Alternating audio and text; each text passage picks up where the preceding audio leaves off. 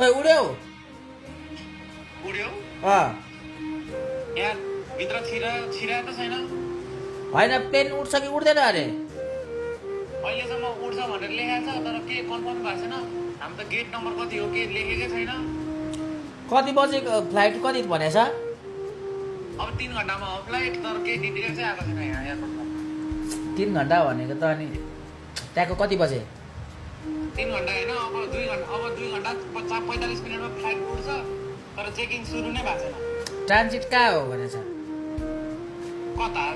लामो अनि कतारमा त अनि प्लेनै नउडाउने भएको छ कतारमा त एटा हानेको छ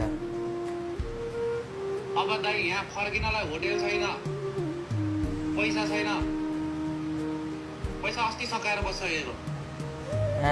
अब त प्रेसर भइसकेको छ त तर उडाउँछ होला भन न उडाएन भने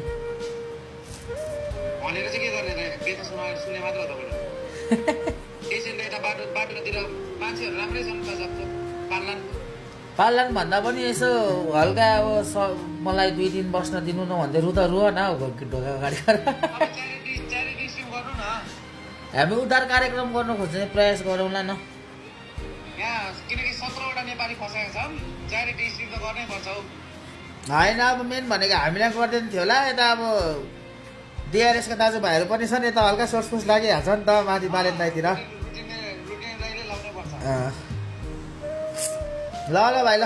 मन लाइभ इन गर्न आँटेको ठिक ल ल दाइ ल हामी सेफ छौँ के भएको छैन गाडीमा चाहिँ टिकट लाग्नु थाले